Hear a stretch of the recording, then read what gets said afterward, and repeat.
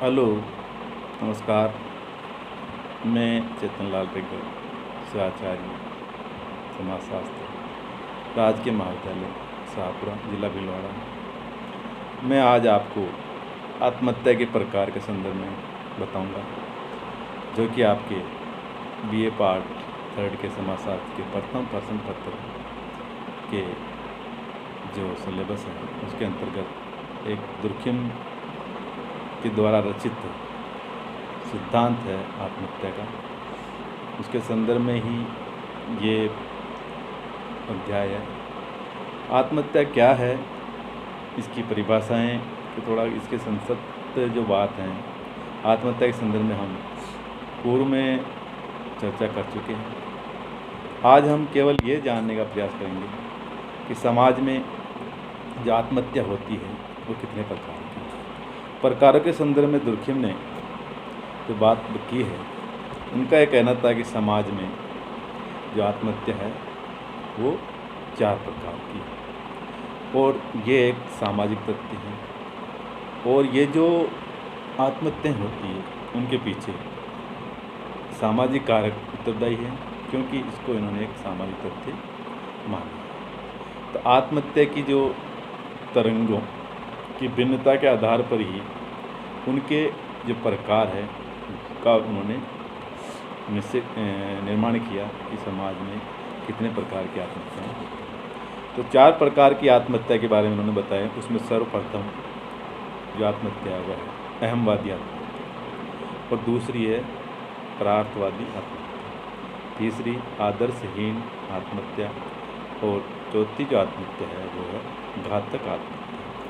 तो आज हम जो पहले प्रकार की जो आत्महत्या है अहमवादी आत्महत्या किसे कहते हैं, इसके बारे में चर्चा करेंगे। तो अहमवादी आत्महत्या में व्यक्ति अपने को समाज से पृथक और कटा हुआ महसूस करता है। वह सोचता है कि लोग उसकी उपेक्षा कर रहे हैं। एकांतवास से उसका बोझिल मन आहत होता है और वह अपनी जीवन लीला समाप्त करने के लिए आत्महत्या कर बैठता है। तो व्यक्तिगत जीवन तभी संतुलित रहता है जब वह सामाजिक जीवन के साथ निरंतर जुड़ा हुआ है। जब व्यक्तिगत जीवन सामाजिक जीवन से पृथकता अनुभव करने लगता है, अर्थात समाज में संगठन एवं एकीकरण का अभाव होता है, तो व्यक्ति अपने आप को समाज से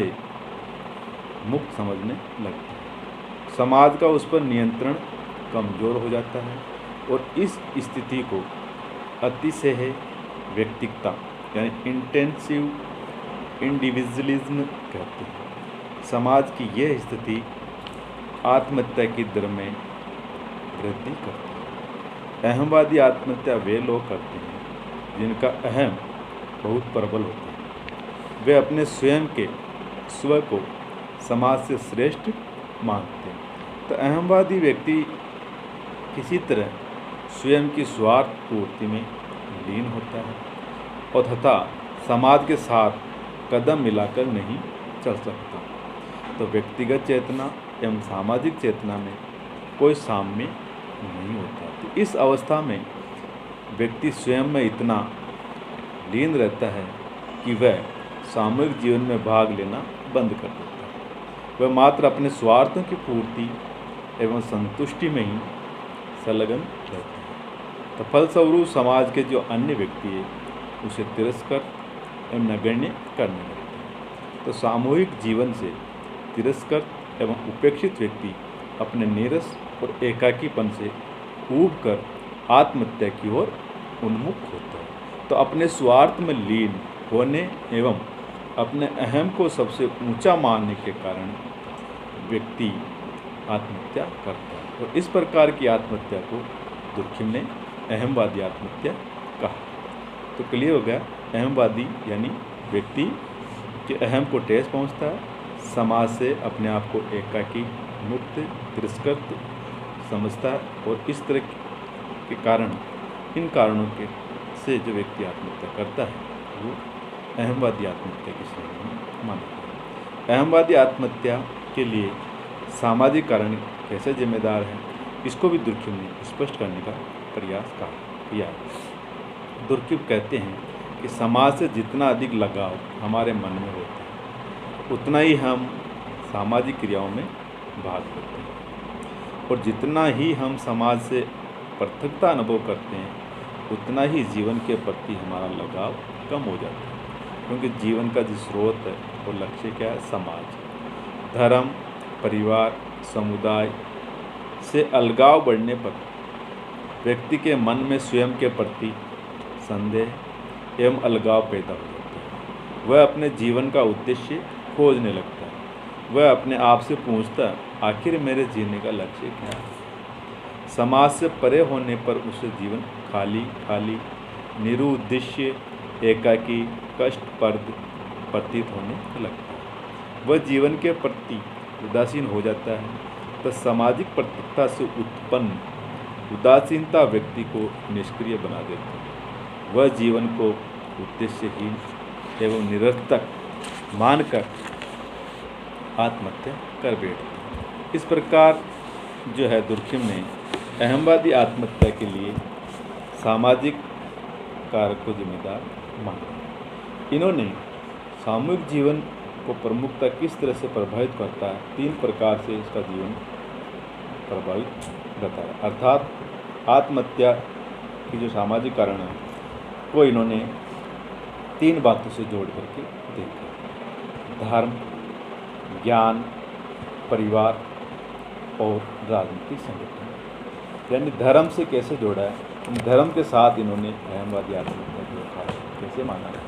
इन्होंने यूरोप के विभिन्न धर्मावलंबियों में आत्महत्या की दर के जो आंकड़े हैं प्रस्तुत करके ये दर्शाने का प्रयत्न किया कि जिन धर्मों में व्यक्तिगत स्वतंत्रता कम है वहाँ आत्महत्या की दर भी कम है, और जिन धार्मिक समूह में व्यक्तिगत स्वतंत्रता अधिक है वहाँ आत्महत्या की दर अधिक है। अर्थात ईसाई की धर्म की जो 2 शाखाएँ हैं, प्रोटेस्टेंट और कैथोलिक, दोनों धर्म को मानने वालों में तो आत्महत्या की दर का इन्होंने तुलनात्मक अध्ययन किया और देखा कि जो कैथोलिक की अपेक्षा प्रोटेस्टेंट धर्म के मानने वाले में आत्महत्या की दर ज़्यादा।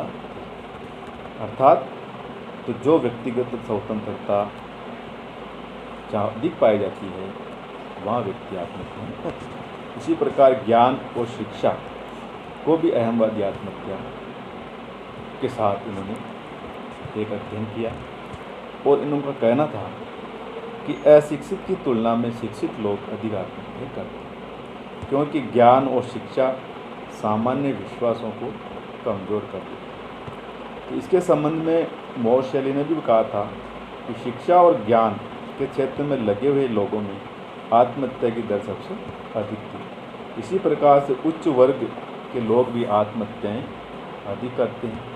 उच्च व्यवसाय में लगे लोग नौकरी करने वालों की अपेक्षा अधिक आत्महत्या करते हैं। स्त्री की तुलना में पुरुष अधिक आत्महत्या करते हैं क्योंकि उनमें शिक्षा का प्रतिशत अधिक है। तो ज्ञान और शिक्षा के आधार पर भी इन्होंने अहमवादी आत्महत्या को समझाने का प्रयास किया कारण के रूप में। इसी प्रकार परिवार का भी अहमवादी आत्महत्या के कारण में शामिल किया है। इनका मानना है कि धर्म की तरह परिवार भी संगठित और असंगठित होने पर आत्महत्या की दर को प्रभावित करता है। अर्थात संगठित परिवार आत्महत्या को रोकता है, वह उसका जीवन बीमा मानते हैं, जबकि विघटित परिवार जो है अहमवादी आत्महत्या का प्रेरक है। तो इस पारिवारिक कारण को इन्होंने आयु, वैवाहिक स्थिति और लिंग के आधार पर जोड़ा।